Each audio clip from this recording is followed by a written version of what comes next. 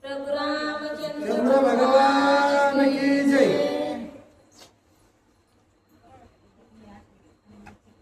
यक्षिणी वटाती दुर्धर देखताची भयंकर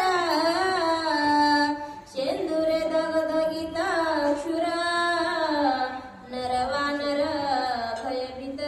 जी यक्षिणी वट होतं म्हणजे वडाचं झाड होतं ते भयान असताना तुमचे रोम पसरलेलं होतं।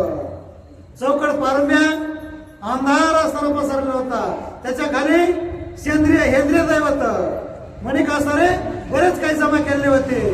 कारण आणि तसे दैवत असणारे त्या ठिकाणी हनुमंतानं पाहिले आणि वानरानं पाहिले आणि पाहिल्यावर सहस्त्र योजन शाखा थोर ऐशिया शाखा ती अपार घुघू शब्दे गरजे घोर वट विस्तार भयानक। हे वडाचं झाड असं मोठं होतं सहस्र योजन म्हणजे 4000 कोसाची एक एक फांदी होती त्याची। मग किती पाय जमीन आखी त्याच्या खाली झाकली होती का सृष्टी आखी।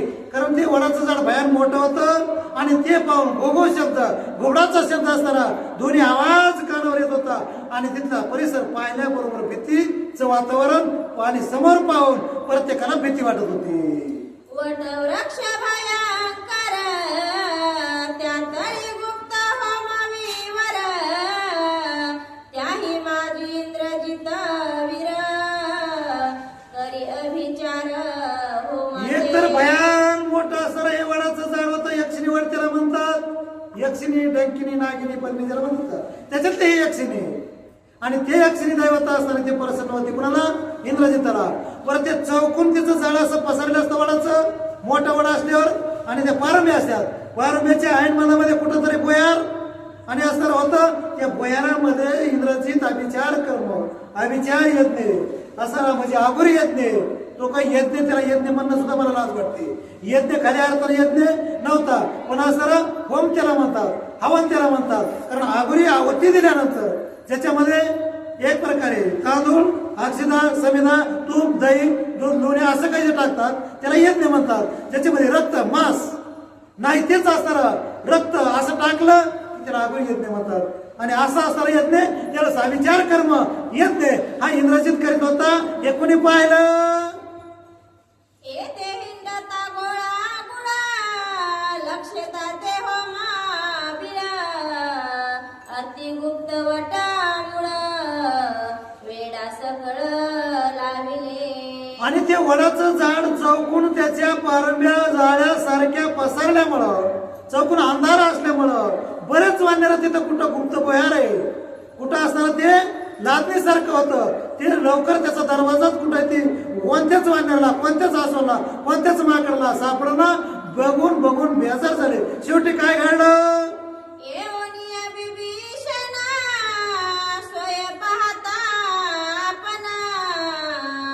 लक्षणा ते होमा स्थान अवघे जन संचित। बिंबिसायनाच्या हमेशाचं पाण्यातलं ते ठिकाण होतं एक दिवस। कारण बिंबिसायचा जन्म तिथे झालेला होता आणि जसं एखादं मोठं शहर आहे शहराच्या जवळ एखादी वाडी वस्ती आहे तसं हे निकुंबळीची वस्ती होती आणि त्या वस्तीमध्ये हे वृक्ष होता। वृक्षाच्या खाली त्याला असताना गुप्त रूपानं मुकाट्यानं कुणाला न माहिती होता हा आगुरी यज्ञ सुरू केलेला होता।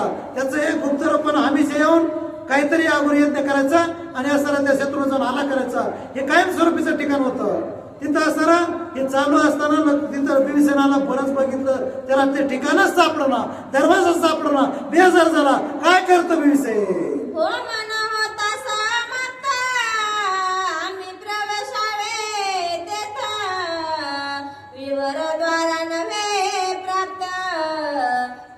समस्त लाविले।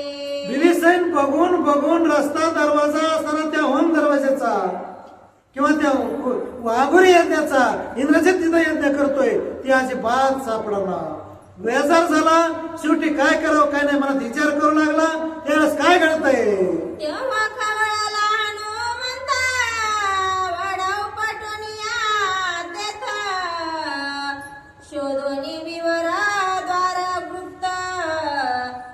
दूत रामाचा दिविसैन असताना लक्ष्मणाच्या समोर येऊन रडू लागला, विचार करू लागला, मी तुम्हाला इथं सर्व आटासाना आणला, आता बसतो प्रयत्न करून आणलं, पण मलाच असताना माझ्यापर्यंतलं, माझ्या घरातलं किंवा माझ्या दरवाज्यातला असताना जो दरवाजा आहे तो सापडला, म्हणून विभीषण रडू लागला. हनुमंत म्हणला, स्वयंसेवक जीर्ण आलेला जर रडत असेल तर माझा असताना जीवन यार्थ आहे, म्हणून त्यानं वडाचं झाड असताना ते यक्षिणी वडाचं झाड वडा ते असताना धरलं, लाख हालिलं आणि उपटून असताना बाजूला घेतलं. काय म्हणले हनुमंत?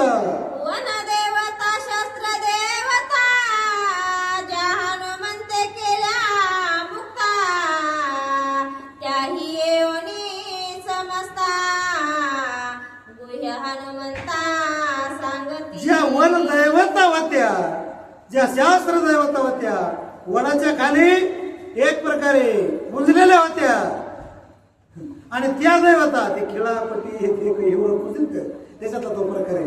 पण हे सगळं खोट आहे, माझा याच्यावर सुद्धा विश्वास नाहीये, कारण हनुमंत त्याला सगळ्यांची येणी वाट लावतोय आणि म्हणून त्यावेळेस असताना ते सगळं हनुमंताला आका वळ चोपटीला बाजूला ठेवला.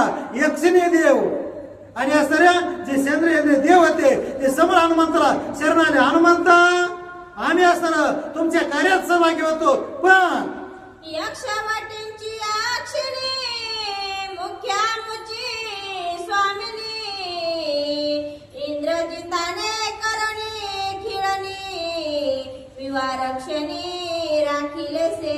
त्या वेळेस असताना त्या ज्या समोरासमोर छोट्या मोठ्या दैवता होत्या ती सुद्धा देवाची बारीक मोठी, आणि त्याने सांगितलं, हे आम्ही आमच्या मनानं कार्य करीत, आमची मालकीण यक्षिणी दैवता आहे आणि ते यक्षिणी दैवता ही इंद्रजिताच्या मुखात असणार त्या मंत्रामुळे ती असणारं कार्य करते आणि ती आम्हाला आदेश देते, म्हणून असताना हा मार्ग आम्ही रोजलाय. तुम्ही काय करा, त्या यक्षिणी दैवताचा असणारा जे मार्ग आहे त्या मार्गाने जा आणि तिला काय असणार त्या ठिकाणी तुम्हाला जे असणारा पर्याय करता येईल तो पर्याय करा, असं त्या छोट्या मोठ्या दैवतानं हनुमंताला सल्ला दिला.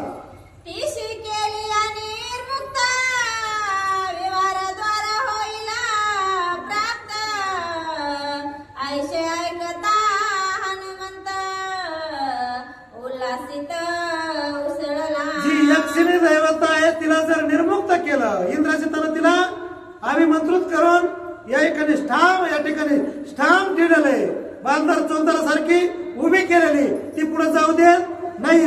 याच्यासाठी तुम्ही तिला मुक्त करा, सगळ्या शास्त्रदैवता मुक्त करा, आश्रदैवता मुक्त करा, त्यावेळेस असताना तुम्हाला ती मार्ग देईल. म्हणून असताना पुढे गेल्याबरोबर काय करते ते ऐका. वटागरी खिळली अक्षिणी हनुमान तेथे गेला उडोनी रामनामाच्या स्मरणी अर्धाक्षणी केली मुक्त. त्यावेळेस हनुमंतानं ताबडतोब उड्डाण केलं, रामनामाचा गजर केला. जय असा गजर केल्याबरोबरची यक्षिणी दैवता होती ती असणारी मुक्त झाली आणि स्वतः हनुमंताच्या समोर हात जोडून उभा राहिली आणि ते म्हणू लागले, मी सुद्धा असणार माझ्या मनाने हे कार्य करीत नाही हनुमंत, पण मुक्त होताची अक्षिणी लागली हनुमंताच्या चरणी वटमुळांशी आणूनी बीळ उघडोनी दाविले. हनुमंताचे पाय धरले त्या असणाऱ्या यक्षिणी दैवताने. हनुमंता, याच असणारा मार्गामध्ये जर तुम्ही गेलात तर असणारा इंद्रजिताची निश्चित भेट होईल, असा मार्ग त्या यक्षिणी मातेने हनुमंताला दाखविला. हनुमंताला सगळ्या दैवता रामनामाच्या जीवर, रामनामाच्या असणारा भजनावर सगळ्या शरण आल्या आणि जो मार्ग पुढे जायचा आहे बेराचा तो असणारा दाखवू लागल्या. उघडिता बिळ द्वार रामनामाचा गजर वानर करीती जय जयकार हर्षे निर्भर अवघे. यक्षिणी मातेनं त्या वडाच्या दैवतेनं असणारा शास्त्रास्त्र दैवतेनं ज्यावेळेस मार्ग दाखविला हनुमंताला त्या बेराचा किंवा ते गुप्त असताना जिथे यज्ञ करीत होता इंद्रजित, तो मार्ग दाखविल्या बरोबर आणि इंद्रजित त्यांना दिसला असेल नसेल पण वानराने माझा असा गजर केला, त्यावर तो पुढे सरकले सगळे. द्वार उघडिता या क्षणी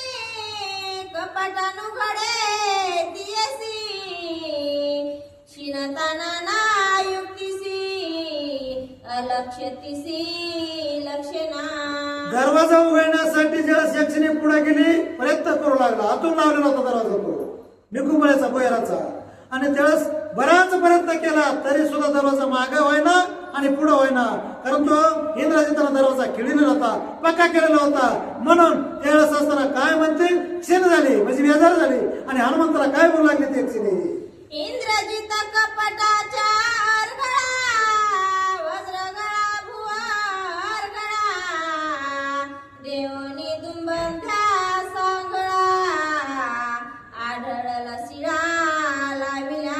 इंद्रजितानं आतून असताना त्यांनी मोठमोठ्याल्या आरगळा घातलेल्या होत्या दरवाजाला, मोठमोठ्याल्या साखळ्या बांधलेल्या होत्या आणि लोखंडाच्या साखळ्या लोखंडाचा आरगळा त्या दरवाजाला असल्यामुळं तो मागे सरत नव्हता, पुढे सरत नव्हता. आणि त्याला एक मोठी सीड मोठा दगड आतून लावल्यामुळं तो दरवाजा हालतच कुणाला नव्हता. म्हणून कोणी न येहो मा प्रती ऐशी करणी निश्चिती इंद्रजित बैसला हो मा प्रती जान मारुती कपिराजा. कोणी सुद्धा असताना माझे याच्यात अडथळा करू नये याच्यासाठी इंद्रजितानं मोठा दगड आरगळा असताना आतून लावलेला पक्का दरवाजा. कपाट उघडवया येथ तुम्ही विचारा समस्त ऐश यक्षिणी सांगत तव हनुमंत क्षोभला. हनुमंताला त्या यक्षिणीने सांगितलं, हनुमंत महाबळी तुम्ही असताना इथं पराक्रम करा, आम्हाला दरवाजा पाठीमागे सरत नाहीये. हनुमंताला क्रोध आला, दरवाजाच्या जवळ आले. काय म्हणतात ते दरवाजा समोर. कपट उघडवया जाना चिंताग्रस्त विभीषण चिंतावृत्ती वानर गण तव लक्ष्मण खवळला. ज्यावेळेस दरवाजाच त्या असताना निकुंबळ्याचा उघडा बोयराचा दरवाजाच उघडा त्यावेळेस विभीषण पुढे आला, त्यानं प्रयत्न करून बघितला. वानरा पुढे आले, त्याने प्रयत्न करून बघितला. आणि ज्यावेळेस हनुमंत सुद्धा हे सर्व बघू लागला, लक्ष्मणाला क्रोध अनावर झाला. लक्ष्मणानं काय केलं. विंदोनिया वज्र बाण कपट करिता शत चूर्ण याचा संदेह तो कोणा चाप संपूर्ण सजिले. ज्यावेळेस सर्व वानरा बेजार व्हावं लागल्या, त्या लक्ष्मणानं पाहिलं आणि पाहिल्याबरोबर वज्रबाण त्याला डोंगरा फुटतं तसं बाण असताना धनुष्याला लावला आणि सांगितलं, आता कोणी घाबरू नका, मी दरवाजा रिकामा करतो. बाण लाविताची शिती हनुमंते धरला हाती कपाट बापुडे ते किती तू अर्थी नसी नावे. धनुष्याला जेव्हा वज्र बाण लक्ष्मणाला लावला, हनुमंताला सांगितलं, हे मालक तुम्ही आता अजिबात घाबरू नका, धनुष्याला बाण लावू नका. हे दरवाजा म्हणजे मला नाही तो निबर नाहीये, एका क्षणात दरवाजा रिकामा करतो, तुम्ही फक्त गमत पहा. मी तव घरगुती सेवक पाहे माझे कवा तुका म्हणून दिदली हाक लोका लोक दुमदुमिले. ज्यावेळेस लक्ष्मणानं बाण लावला, तो बाण जागेवर हनुमंताला थांबवायला लागला. म्हणजे मी घरचा सेवक आहे, वेदे नाही. आणि म्हणून असताना त्यावेळेस बिनपगार पुन्हा देकार त्यावेळेस स्वतः हनुमंत पुढे सरसावले, पुढे गेले दरवाजाच्या, अशी आरळ दिली, असा गजर केला, परमुरा असा गजर केल्याबरोबर दरवाजा तर असताना हादरला, तिने तळ हादरले. स्वर्ग मृत्यू पाताळ हे सुद्धा घाबरले. काय म्हणतात. दिग्गजांची बैसली टाळी नक्षत्रे पडली भूतळी इंद्रजित दचके होम समेळी कपियारोळी ऐकोनी. त्यावेळेस हे दिग्गज आहेत, मोठमोठाले हाती दिग्पाळ आहेत, या पृथ्वीचा समतोल राखण्यासाठी त्यांची सुद्धा कांटाळी बसली. आणि ती कांटाळी बसल्यावर दाही दिशेला त्याचा आवाज दुमदुमू लागला, भूकंपाचा आवाज आल्यासारखा. त्याच्यामुळे इंद्रजिता सुद्धा कांटाळी बसली आणि त्याला कळून चुकलं, इथं वानर सेना हनुमान आणि कोणी का होईना राम किंवा लक्ष्मण निश्चित आलाय पण कैसेनी आला रे मारुती, इंद्रजित पडला चिंतावरती, जप हो मन रुचे चित्ती, पूर्णाहुती विसरला. मी 7 कुंपण असणारे तयार केलेले होते, तेवढे तोडून मारुतीत असताना आलाच कसा असल असं विचाराचं मंथन इंद्रजिताच्या असताना डोक्यात घुसलं आणि चिंता असणारा करू लागला. आता नेमकं काय करावं, तुझं आगुरी येत नाही काही होता, तो सफल होत नाहीये याची चिंता असणारी त्या इंद्रजिताला लागली. म्हणो न होता तुझियाचे आगमन, माझे दुःचित झाले मन, होम सिद्धीशी पडले विघ्न, विविधान नाठवे. त्या वेळेस करणं दुःखित झाला तो. वानराचा असा आवाज ऐकून, गजर ऐकून, वानराचा आवाज का असणं पाहून इंद्रजित घाबरला आणि मनात असणारे जे मंत्र बोलायचे होते किंवा मुखानं जे मंत्र बोलायचे होते त्याला जसे पाहिजे तसे असणारे ते मंत्र बोलता येणार, म्हणून तो घाबरून मनामध्ये विचार करू लागला. इथं दुसरा तिसरा नसून हनुमंतच आला असेल, त्यानंच हे वानर चायना आणले असेल, अजून कुणाला तरी आणला असेल असं घाबरून काय म्हणतो इंद्रजित. बहुता वरने बाहेरी, हनुमान येईल कैशा परी, मनोनी बैसे हो मावरी, ध्यान निर्धारी धरुणी. बरेच आवरण मी तयार केलेले, कुंपण बरेच असणारे 1 नाही 2 नाही 7 तयार केले. एवढ्या आवरणातून हनुमंत मध्ये येणार नाही आणि म्हणून त्यावेळेस असताना तो स्वतः पुन्हा असताना होम करण्यासाठी पुन्हा असताना विचार करू लागला आणि होम हवन करण्याचा मनात आणून पुन्हा असताना कर्म करू लागला.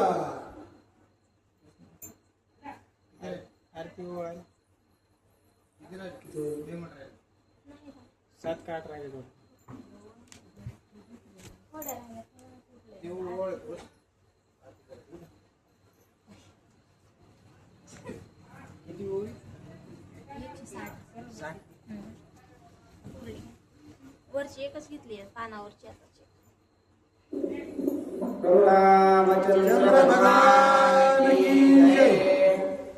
कपटे रावणिया दृष्टे वळवण्या वज्रमुष्टी, कपाट हानिता जगजेटे कडकडाटे वट गरजे.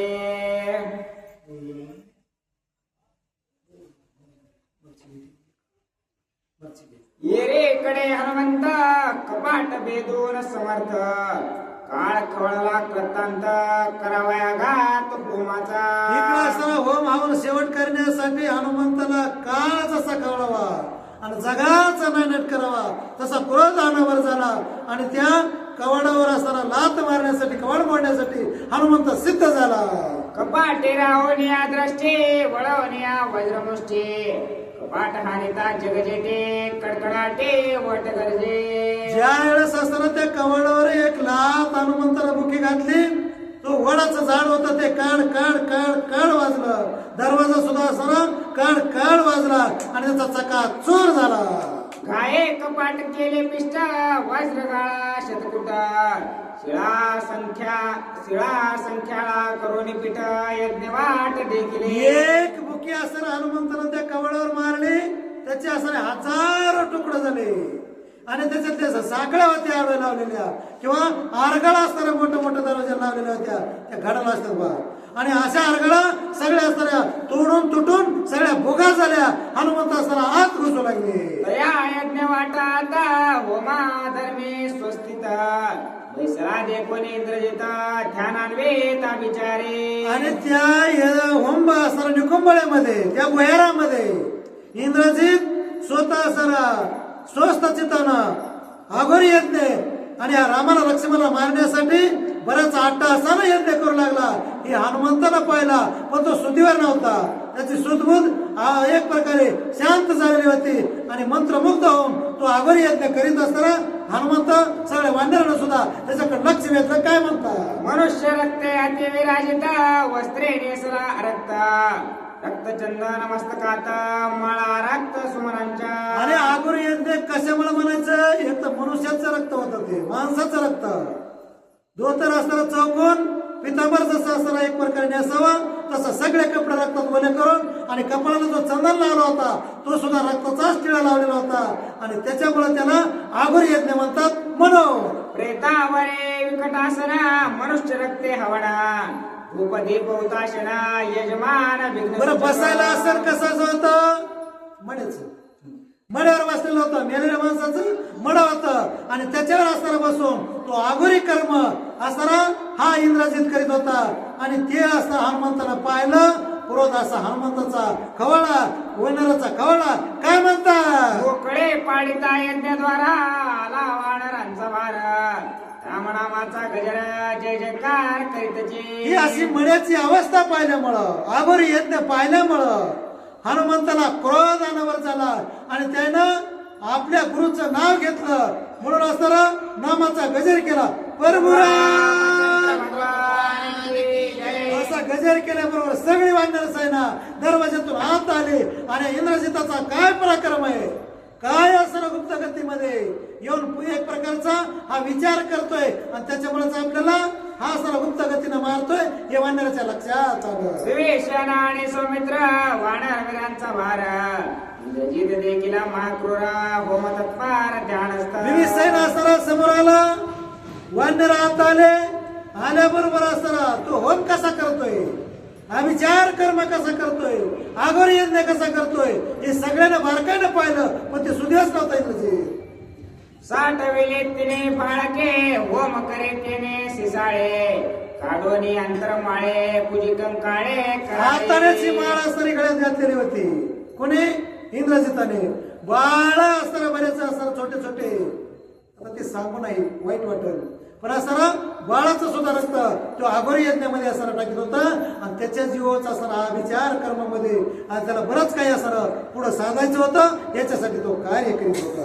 तिने बाळके अकळोने खिळून आणलेल्या बाळांतिने रजस्वाला मातंगीने नानेली परिटीने संवंदर. त्यावेळेस असताना तिने लहान लहान बाळ असताना बाळ हत्या करून त्यांचा रक्त आणत होता.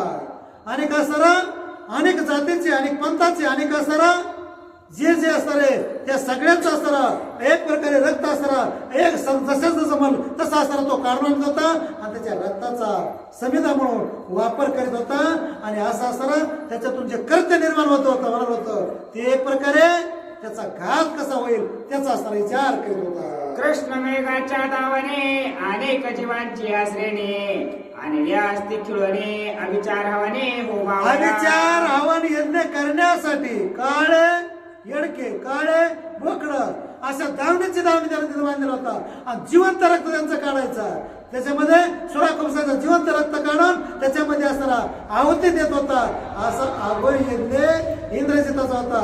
जो आगोरी कर्म करतो का त्याचा शेवट सुद्धा आगोरीच होतो. चांगलं कर्म केलं चांगला शेवट होतो आणि आठासानं त्याला मोक्ष मिळतो आणि वाईट चुकीचं कर्म केलं त्याचा असताना जैसे ज्याचे कर्म तैसा फळ देतो ईश्वर तसाच फळ असताना ईश्वराचा भाव तो लक्ष्मण त्याला देणार आहे यात सुट्टी अजिबात नाही.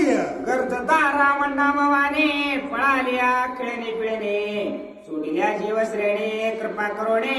ज्या वेळेस हनुमंतानं त्या जीवावर कृपा केली कोणच्या जे काळे असणारे त्या ठिकाणी बोकडं येडके असणारे आणलेले होते अनेक जीव सृष्टी असणारी आणलेली होती त्या सृष्टीवरच्या समोर असणारा म्हणजे ती जातीचे नाव घेतात कारण मी जातीचं आता नाव घेत नाहीये म्हणून असणारा त्या कारण जातीवाद संपत चालला हे जातीचं का नाव घ्यावं म्हणून मी जातीचं नाव घेत नाही त्यासाठी सगळ्यात जीव हनुमंतानं सगळे रिकामे केले कशाचे जीवर परमुरा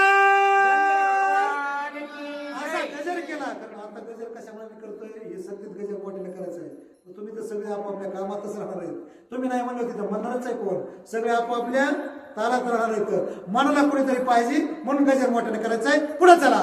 बैसोनिया अति ध्यानस्थ इंद्रजित एकाग्र होम करीत त्याचे उठवेल हनुमंत होम समाप्त नव्हता. होम करीत असताना एकाग्र म्हणजे चिंतनामध्ये मंत्रमुग्ध हो कोण आलं याची शोध इंद्रजिताला अजिबात नाही आणि त्याचा होम हे वानर आश्वर माकड लक्ष्मण विभीषण आणि हनुमंत मेन हे सगळेजण मिळून त्याचा यज्ञ शेवट आगोरी कर्म सगळं बंद करणार आहेत सगळं जागेवर मोडणार आहेत आणि इंद्रजित पुन्हा असताना बळच मळच कसं तरी सुधीवर येणार आहे. हे केव्हा होणार आहे? आज मात्र नाहीये, उद्याच्या आद्यामध्ये हा खेळ होणार आहे. तो ऐका. उठविता इंद्रजित वीरा त्यासे पडिले त्यासे भिडेल पै सौमित्र युद्ध होईल घोरंदर ती दुर्धार संग्राम. सगळे वानर मिळून हनुमंता सहित त्या इंद्रजिताला त्या आगुरी कर्म करताना आगुरी यज्ञ करताना निश्चित उठविते. बाहेर उठल्याबरोबर असताना इंद्रजित चौताळ्या सापासारखा बाहेर मिळाच्या आणि लक्ष्मणाबरोबर घनघोर जमाचक्रीचं युद्ध करेल. ती असंख्य असणार पाहण्यासारखं ऐकण्यासारखं असणार. उद्याच्या आद्यात युद्ध होईल तेव्हा असणार त्याची वाट बघावं लागेल. दोघे वीर विचक्षणा दोघे जण रण प्रवीणा एका जनार्दना शरण रणविंदा नवधारा. दोघही वीर असणार, धनुर्धर आहेत, शास्त्रास्त्र जाणणार आहेत, बाण धनुष्य जाणणार आहेत आणि विद्याचा असणार एक अभ्यास या दोघांनी रण केला. लक्ष्मणाने आणि त्या असणार इंद्रजितानं ते मात्र समोरासमोर उद्या भेटते, एकमेकांचा जीव घ्यायचा प्रयत्न करते. पण हे सगळं घडल उद्याच्या आद्यामध्ये. वदने वदता श्री रघुनाथा श्रीराम चालवे कथार्थ एका जनार्दने वचनार्थ निज परमार्थ श्रीरामे. त्यावेळेस ग्रंथ करते असरे नाथ बाबा आपल्या गुरुला शरण जातात आणि स्वतः ही कथा वादिणारा, कथा सांगणारा, कथा लेखन वव्याच्या रूपाने करणारा मी असताना कोणी नाही. सगळा असताना तो मालक, जगाचा भगवंत मालक, श्री गुरु असणारे त्यांचे जे असतील नाथबाबाचे जे गुरु आहेत जनार्दन स्वामी, मी सुद्धा दादा माऊलीला गुरु असल्यामुळं शरण जातो आणि माझं याच्यात काही नाही ते पुन्हा पुन्हा हात जोडून विनंती करून सांगतो. हे सगळं कुणाचं आहे?